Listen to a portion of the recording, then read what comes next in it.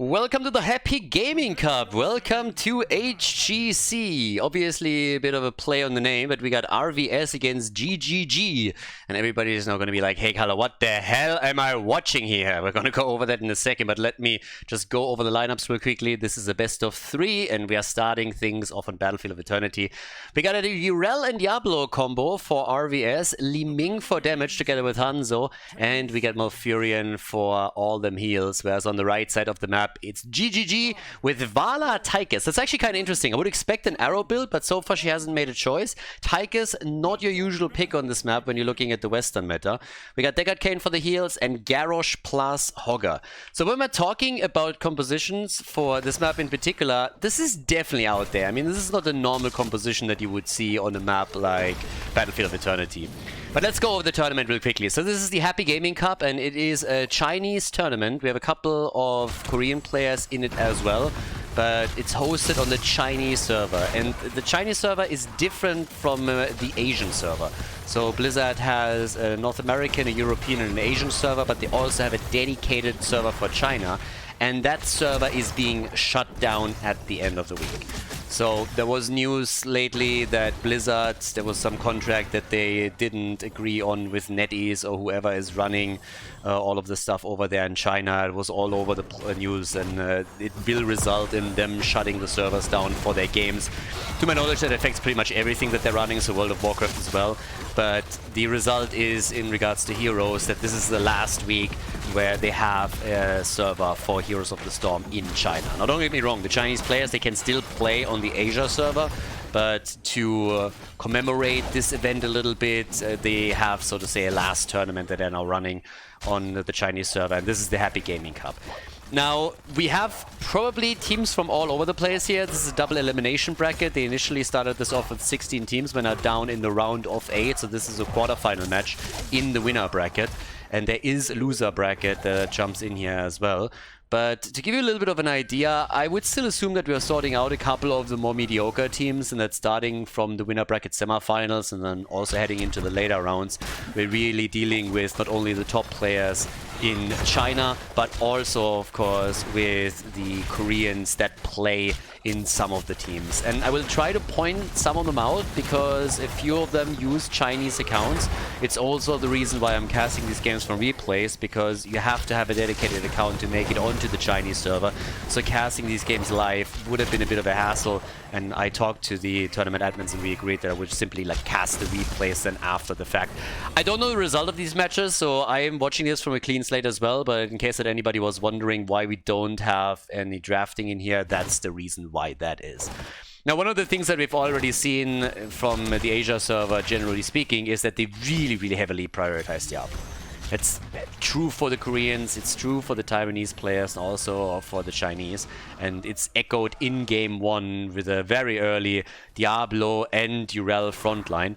We get the arrow build, so the repeating arrow after the puncturing arrow. Vala's kicking in on level 7 a little bit more heavily, so it's going to be nice for her when she gets the extra damage with the Monster Hunter. But on level 4, we get the bigger they are. So clearly an attempt to chunk Diablo down. And this is something that we've seen in the Skyline Cup as well. So a lot of the Asian tournaments are still playing that one out. When you're looking at the European and North American scene, Tychus isn't really seen as, so to say, hard counter against Diablo. He's obviously somebody that can deal very well with high hit point heroes at the front line, but it's not that a Diablo pick would automatically then trigger Tychus pick by the other team. Whereas on the Asian server, you see this a lot, and the Chinese server, the dedicated one here, is no real exception. Now, this is a best of 3. Again, we are in the winner bracket quarterfinal of the Happy Gaming Cup. And with the first objective, we already have a couple of fireworks here. I mean, they're trying to go for the quick kill against Garrosh, which they haven't been able to get. Oh, but there's the flip, there's the hit. Diablo's in trouble. And hit point heavy or not, I don't think it's going to help him here. He goes down first, blood. Diablo's a goner, and it seems like the red team's Immortal is not going to survive, despite the fact that they were just able to pull off that one kill. Hanzo is, of course, fantastic with all of that poke damage, and you have the same going on with Li Ming. So the two of them have an easy time locking the first objective in for their respective team. Yeah, and that is the first objective on the blue team side. It's actually a little bit wild that the servers are being taken down right now. I mean, I gotta admit that there's a certain amount of schadenfreude that I have regarding Blizzard failing in China with this. Because from my point, from where I stand, they really abandoned their core audience and their core fans a long time ago. And a lot of that happened in their attempt to just harvest the Chinese market. And I mean, it's obviously a huge market, very attractive for gaming companies, but they started to cater more and more to that. And so that they are now losing a big chunk of it, I'm not gonna lie, it kind of makes me happy a bit. Is it petty? Yeah, probably. But then at the end of the day, you know, you reap what you sow. 2 kills to 0, so despite the fact that they lost the first objective, GGG has the superior numbers in regards to kills. We get the Kanai's Cube for Deckard Kane. At the top lane, still our 1v1, and Irella's a little bit low, so that should be a win for Hogger over here, unless somebody rotates, and it's currently Li Ming that is trying to help out. And I think they're going to take this one. There's nobody of the red team that is attempting to assist this here, so Hogger is unlikely to get this. Yeah, and there it is. So he goes down. Nice Calamity kill by Li Ming. And Hogger kinda asked for it. And to add insult to injury after the camp is taken, Hogger eliminated. They are also, at least so far, successfully defending the bot lane. So the blue team definitely with a decent stand here. They have Urel now pushing through the top wall, whereas Li Ming has immediately started to move back down to the bottom of the map. Went for a very safe path though, sorry, because, well, she didn't really know if there was maybe a trap in the middle, which there wasn't, but yeah, they only lost the wall, so they're still totally fine here. And with that, we have the next Immortal spawning. So this usually sends us very heavily around level 10 when you are trying to get your heroic abilities in. And I gotta say, it's gonna be a little bit fun to see which team is gonna make it to the grand final. It's always nice to see the European teams battle it out, but looking over to Asia, it's kind of fascinating to see those little nuances in drafting and how you're building your talents on the hero and how you approach the game just in general. So it shakes things up a little bit. Vala also has decent stacks now. I mean, she has 13 stacks at the 6-minute mark. Now she has Monster Hunter, so she can contest the speed with which Li Ming and Hanzo are taking the Immortal down a little bit better. Obviously, you want to stack this even further as the game continues. But it's a really good starting point for her. So definitely something that they can start to pull off. Camp still about to be taken. Timing isn't absolutely crisp here, but they still got the defense going with Diablo, and as you can tell, the red team has now resorted to do the exact same thing. They're defending and grabbing their shamans before they're making another move here. Down to the bottom of the map, yeah. They're pushing this out a bit further as both teams reach level 10, and we got Disintegrate. Normally something you only see against the Nubarak, but here they go for it very, very early. Vala with the Rain of Vengeance. Shockwave is already out, and they catch Li Ming and drop her. That Tranquility does nothing for her, and that's the 3rd kill now for GGG.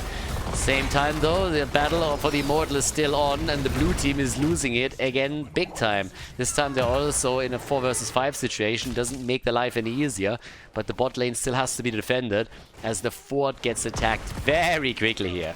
So yeah, fort already gets murdered, but now we got Vala trying to chunk down the blue team's Immortal even faster, and Tychus is helping out too. So the two of them are just working in tandem, whereas on the left side we got RVS trying to stem the bleeding, but not really happening too much. So Rain over here with his Urel. Immortal is taken. And this is really one of those pivotal moments, because so far in the early game it looked that the blue team could at least go for the objective, but them now losing the second one, despite the fact that they're running Li Ming Hanzo, is making things a bit more difficult. Because in team fights it was already a really nice position for the red team, and if they're now on top of that also starting to take the objective, then things are going to get very, very problematic for RVS. So Diablo already in trouble, meaning that he won't be able to assist him at the front line. They're already falling back here, and yes, the Immortal loses its shield and transforms into melee mode, but this is still gonna cost them the top fort. If not right now, then very soon after. They're falling back a little bit because Urel was positioning herself at the flank and they didn't want to be pushed into a 5 versus 4 position. But it also means that Urel abandoned the bot lane and therefore Hogger has free reign here and has immediately taken the opportunity to start taking that fort down a notch. So very, very successful push with the objective that they just took.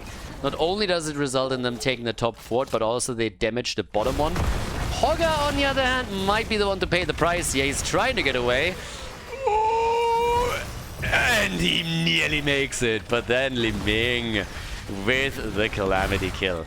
This is the second time that Hogger died. He's the only one on the red team that has so far fallen. Reports incoming. I can see 4 reports in his future. Hardcore feeding detected. But we now have also 18 stacks for Vala. Not really doing too much in the team fights. They got Kane with another Tornado that does not go anywhere. Now, Diablo talking about not going anywhere. It doesn't really seem like he's going anywhere either. He goes down, but they might get the counter kill, and indeed they do. So both of the tanks have been dropped. Level 13 talent's about to be hit. But it is still a 3 versus 3 at the bottom of the map. With Li Ming, Vala starting to get kills. Yeah, she gets dropped, but she got the stacks. She got 4 stacks, and she got the drop on Hanzo with a little bit of RNGesus. So another hit with the stun, and now Malfurion is also biting the dust. The old boy was already a little bit green around the mouth, and now he's finally dropped. Yeah, pretty mossy. Pretty disgusting. You know that he's moldy. There's gonna be mold everywhere. If you have that mossy green, there's gonna be mold involved, and tons of it too. So yeah, not really all that great. But okay, we have, for now at least, an next Immortal up. And Malfurion is still down, but maybe they can get a shot at Deckard Kane. He was a little bit far forward here. And again, these little nados just do absolutely nothing. This is the third one. Zoning little nados, that's all that they do. Maybe he needed a new book or something, so he just YOLOs them out. And then we'll see what we get here. But it's this time the red team's Immortal that is heavily attacked. But talk about being heavily attacked. The same is true for Urel, who goes down in flames. So now without the Space Goat, they have only 4 heroes on the map, and that's gonna make this a little bit more tricky. Vala already is starting to go for the Immortal Hunt. Now they lost 50%, but in a 4 versus 5, they should be able to buy Vala enough time to easily turn this around now. 10 more seconds until Urel is back on the map. Blue team tries to at least get their Shaman camp, but as you can tell, Vala is just murdering it with one arrow after another. There's a little bit of desperation for RVS now too. They are going to try and, well, stall this out, I suppose, but it is not looking too great, especially with Odin now being popped. Yeah, that is not going to be happening. No. That Immortal is gone, the objective taken. And, well, it's going to travel through the bot lane. Good arrow, though. If they can get a few kills here, that would be fantastic for the blue team. But instead, it's Urel that's again in trouble. Vala, a bit low on mana. And has to also retreat because Hanzo is starting to flank. But situation is still pretty good for them. So they need to recover some hit points and mana for Vala, but she's now at 27 stacks. So she's getting better and better and better. We have, through the bot lane, the push with the Immortal. It doesn't really seem like they're going to get too much out of this. Nobody's pushing with it. They're half a level away from 16. The defense is already set up. So RVS is doing all they can to limit the amount of damage that's being done by the Immortal, and more. I don't think they can get more than a gate. So yeah, I mean, that's right. Damage output for Tychus, he's the one. I mean, he's top dog. He's at 33,000 right now. We got 30,000 for Li Ming. 22,000 for Urel, whereas Hanzo only comes in at 27k. Not that much. Hanzo, Boy, not really that powerful here. Manticore for Vala, so that hasn't changed. Tychus now also with the grenade upgrade. It's going to help him quite a bit. But the interesting part will really be what they're doing with level 16 now. Because they got the talent advantage, and 16 is a huge spike. So for now, they could try and push maybe one of the walls a little bit. It doesn't really seem like they are confident to do that, though. They seem to be absolutely okay just going for the camps that are up on the map. Now, if they at least time their own Shaman camp with the next objective, that would go a long way. We still have another 2 minutes over here on the Bruiser camp, so that's something to keep in mind. But they are playing very, very passive. So that level 16 talent advantage that they were holding, it doesn't really do a whole lot for them here. So, yeah. I mean, they got the camps. So there's that. Taking a look at the experience distribution, you can see that they're trailing a bit in minion experience. Their passive experience gains have gone up after they now took 2 of the forts down. And that is, of course, going to continue. Mercenaries pretty much tied. But yeah. Now they're pushing in with Odin. I mean, they got the camp here, but I'm a little bit confused on the timing. These little nados are killing me, by the way. They're absolutely killing me. That stuff does nothing. The shockwave connects, but there's no follow-up. But the timing of Odin is also really weird, just as the objective gets announced, which means he's not going to have it for the objective.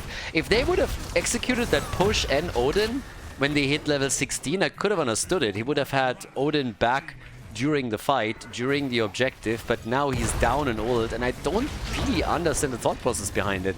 Now there is still a pressure play at the top thanks to those siege guys, the goats, the Khaldors. But yeah, it's a bit of an off timing here by GGG. That gives RVS a chance to get back into the game. But that top keep is also going to start taking damage very soon. And they gotta be careful with that. Somebody has to eventually go there and deal with it. But for now, it's a barbecue play against Vala, who gets saved by Garrosh. And Diablo's in trouble. Diablo's really low and has to be saved by Malfurion, who pops this Tranquility. Good arrow and combo against Hoga. And I've been saying it before, but Hoga, he is now dead for the 3rd time. Our boy is doing a lot of dying here. Now the team is being chased too. This isn't over, guys.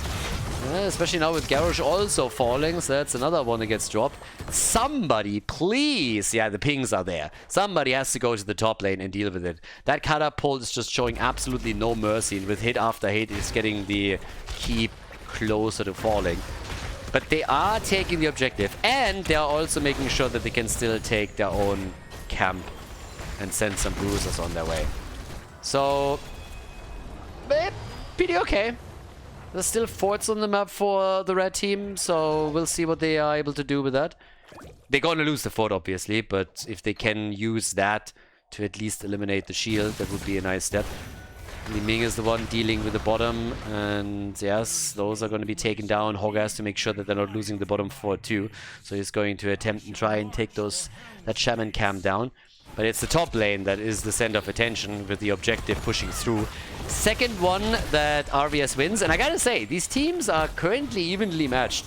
18 versus 18 on the level count. Structurally, they're close, 6 kills to 7, and an opportunity for the blue team to now take maybe even the first keep, depending on what they can pull off up here.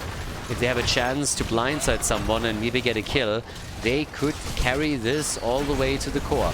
Maybe not take core down, but just eliminating the keep would be a huge win. And that keep is getting attacked as we speak. So Hoga at the side, nice attacks against Li Ming, I like it. But the save is there. Malfurion saves the day to the rescue. They're starting to come in again. Another disintegrate is being used. The blue team looking for those kills. Can't find them, and instead it is Hanzo that dies. Dies to the keep. So does Garrosh, though. Garrosh and Hanzo are both down. The keep falls, or should fall. Yep, there it is. But now the question remains, can they all get out or somebody else falling? That's a ballsy teleport right there. I mean, it works, but damn, if anybody would have followed him, that man would have died a painful death. So, for now, they are still trying to cut them off a bit. But it's not really working, so the focus shifts quickly towards the camp. 37 stacks by now for Vala. She's at 38,000 damage, and, well, looking for more stacks here. Trying to anticipate a little bit what's happening. Little NATO offering Diablo a book. Apparently he doesn't read. Why am I not surprised? And Vala gets murdered. So Vala is down. Nicely done. Hanzo wasn't there. But that's another kill. So, ooh, boy, that is both of the damage dealers gone. Guys, that is, wow, that's a huge problem. Interrupt on the shockwave, and Hoga has also fallen. That means it's now nearly level 20 for RVS. And where are they going to go? They can't really end, can they? Well, maybe they can. We got Kane with the Lulnado. We got Garrosh. There's no damage dealers right now. No damage dealers for GGG. So there is a chance that they can win the game. It's like a huge window. 20 more seconds and Devala is back in the core, is already losing 8 points.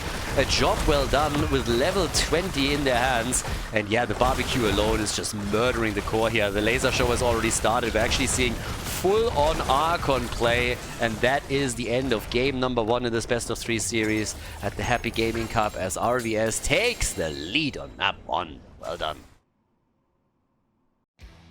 Before we head into game number 2, make sure that you subscribe to the channel if you haven't done it yet so you don't miss out on any future content here on Khaldor TV. Game number 2 in the series. Let's go. The teams switched sides, so don't be confused why the red team is all of a sudden in the lead. RVS has now moved to the right side. We still got on the left sides GGG. We are currently on Infernal Shrines, our second map in the best of 3. This time we have Lucio for the heals. We got Muradin and Dehaka at the front line and Greymane Mephisto for the damage. And I'm actually starting things off with a perfect aim here, so going into a cocktail build.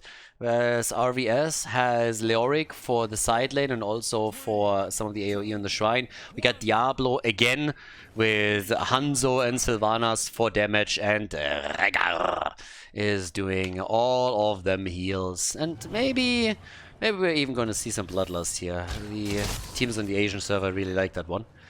Spray game is on point. I like that for Leo. That's actually very fitting, so good job.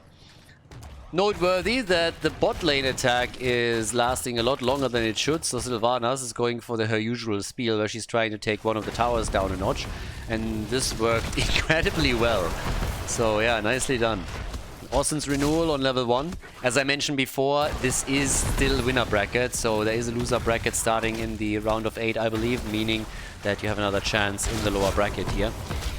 But yeah, it's always a little bit iffy again. It's not all that easy to get into these games on the Chinese server, so I'm pretty happy that we're getting a glimpse into the meta and are part of the tournament right now, because meta is a little bit different and those games can be quite entertaining. But as pointed out earlier, we'll see towards the later rounds of the tournament how good the teams really are here, since when we're talking about this tournament in particular, it's pretty hard to tell which ones of the mediocre teams were already whittled out and which ones are still in here.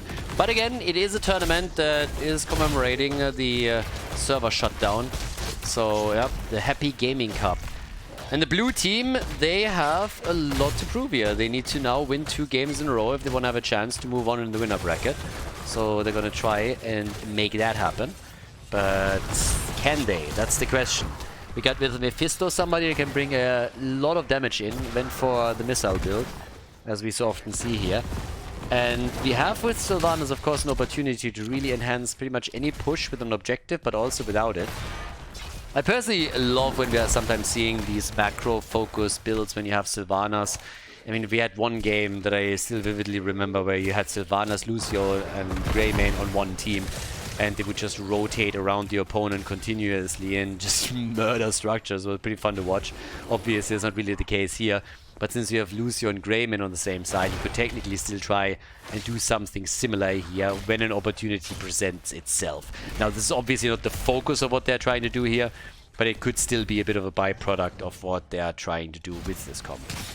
Timing on the camp, yeah, both of them are taking it just before the objective. There we have the first shrine announced, and now with shaman camps taken on the left and right side. So, well, we have already a bit of a move down to the bottom of the map in an attempt to focus on Muradin, I suppose. But he should easily be able to get out here. Doesn't even have to jump.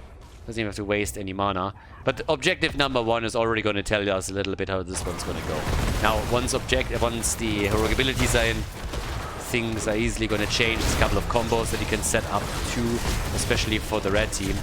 But let's find out who takes Punisher number 1, because if the red team is able to take this one, they might be able to push a bit further thanks to Sylvanas in the mix. So, yeah. And they're starting off with a bit of a lead on the shrine, on the stacks. So, yeah, they get a few more of these. Mephisto, of course, as usual, just absolutely crushing this here. But they have a very strong team on the red team side. So continuous poke from the outside. Diablo has to be a little bit careful with his positioning, but he's still doing a decent job in keeping himself alive here. Lucio is already in trouble, has been frontlining it a little bit. Can't really recommend. Whereas the red team is focused on your AoE damage, on the objective. So now we got 30 against 17 stacks, and the chances of GGG walking away with the first Punisher are pretty slim. It's pretty much impossible for them with the outside poke that has still happened. But Diablo gets murdered, so this is the second time that Diablo falls first in a game. They still got the objective. It's a little bit reminiscent, honestly, of what we saw in game number 1. Back then, one team lost Diablo as first blood and then took the objective too. But now they have Sylvanas at the top, mid lane. Nicely done. The one thing that they should have done a little bit better is bait the Punisher over the wall. Granted, there's nobody attacking together with the Punisher, so it's not that big of a deal, but they still lose a bit more than they should. They are taking it down fairly quickly, though. Only losing the gate, yes, that's fine.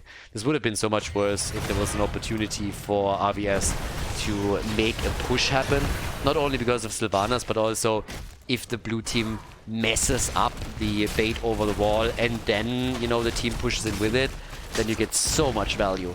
But I don't really understand what's happening at the top lane here, because for some reason GGG is focused on the camp at the bottom of the map and just doesn't care.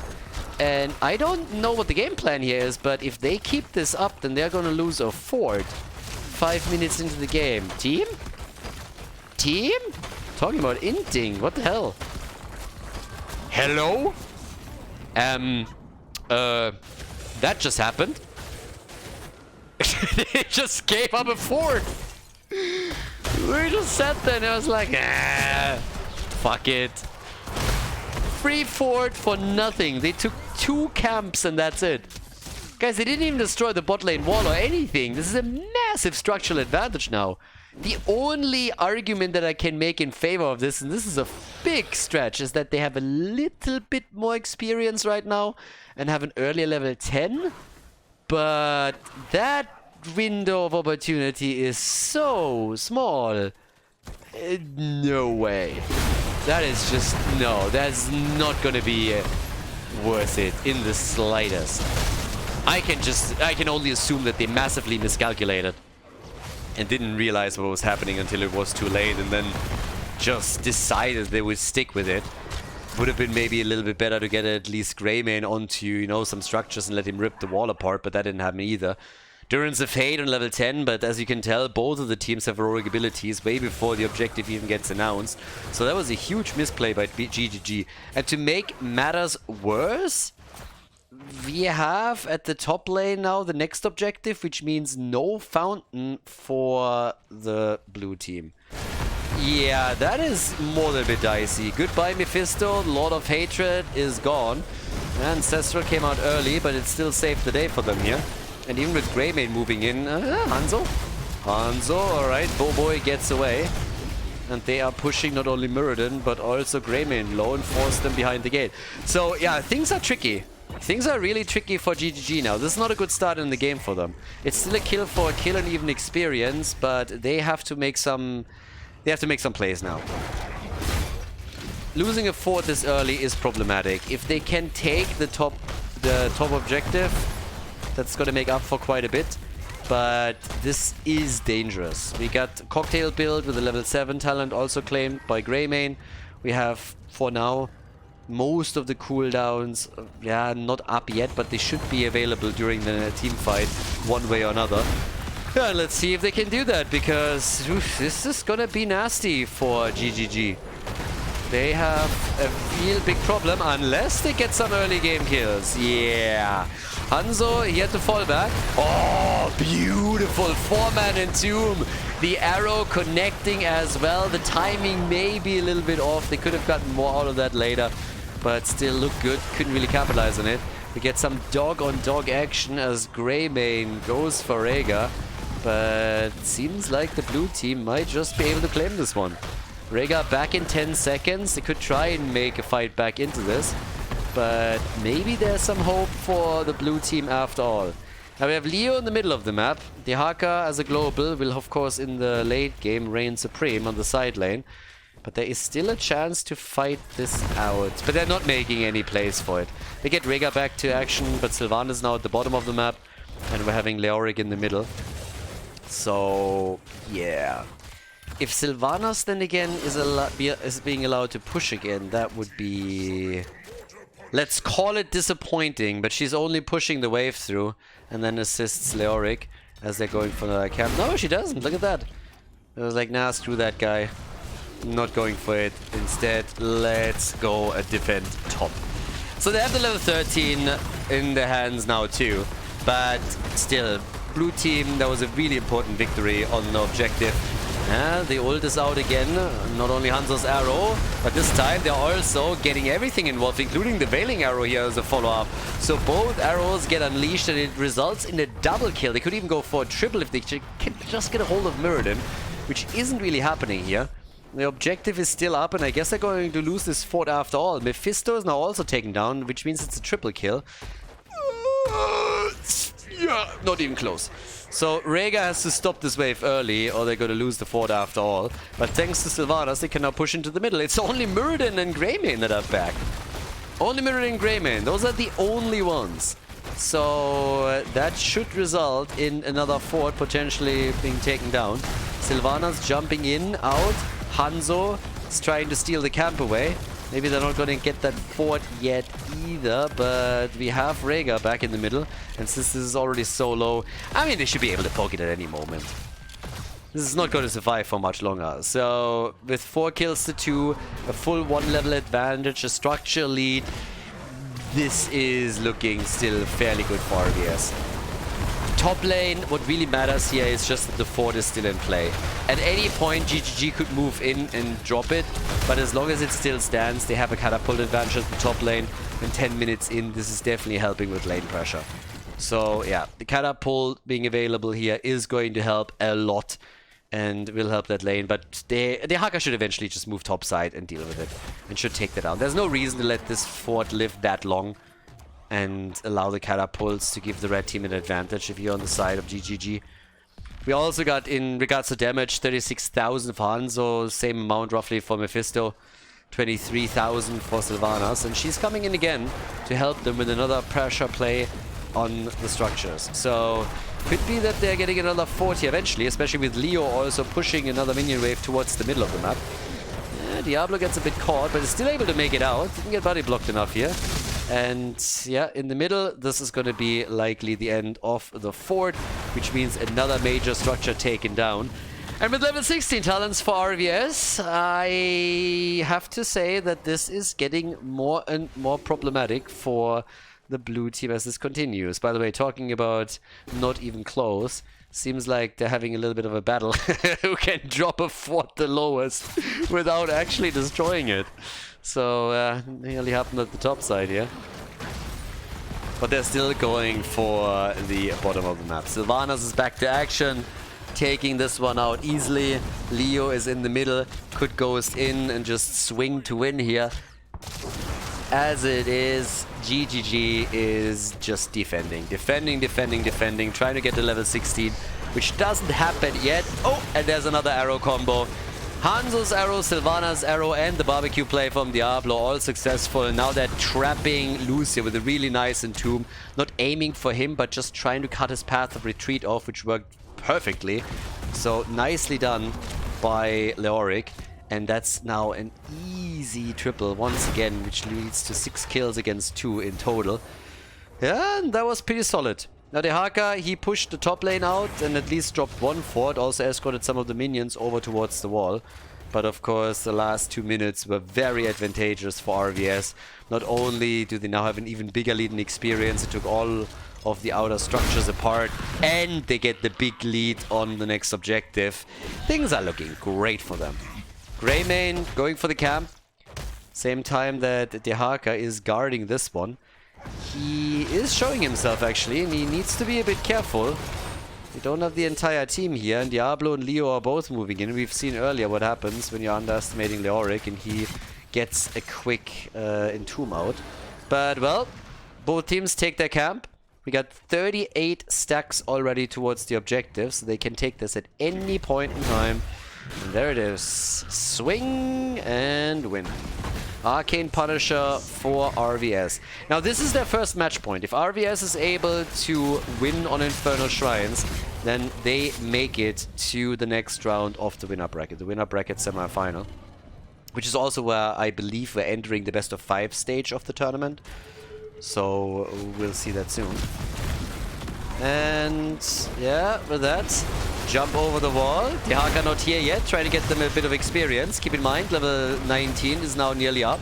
So soon we're going to be on 20. Short distance arrow against Muradin, but the follow-up is also there. Sylvana still has her arrow, hasn't used it yet. Wailing arrow could definitely help them, but they're trying to make a play for the keep. Top lane gets pushed out. Sylvana's in the mix. They're trying to go for Mephisto. He's super low, could get attacked, but is somehow still shielded and allowed to get away. We have the bottom keep destroyed on the other hand, and they are not stopping here. They're gonna try and end the game, as at the top lane we have a push for the keep.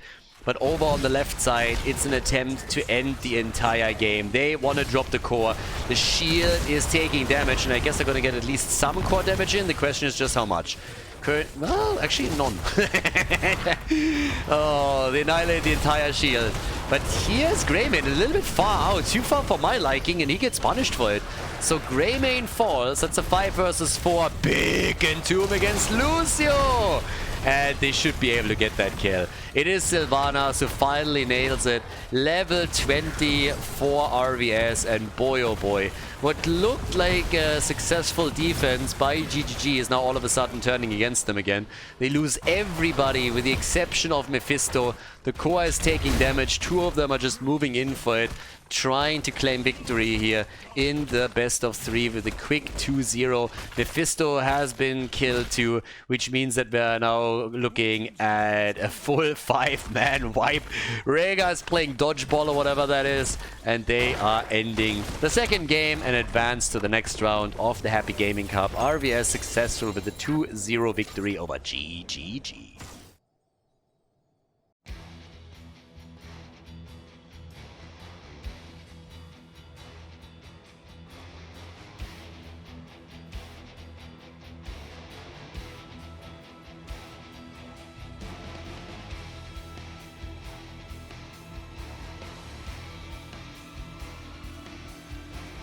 Thank you everybody for watching the video today. I hope that you enjoyed the show and the commentary. And keep in mind that the spoiler protection that is going to run for the rest of the video is made possible by all the support on patreon.com. So guys, if you want to support my work, if you want to help me start new projects and keep the spoiler protection in place, please consider heading over to patreon.com/Khaldor. There's also a link in the YouTube description, and check that out. Thanks in advance, and see you guys next time with more esports coverage here on Khaldor TV. Have a great day.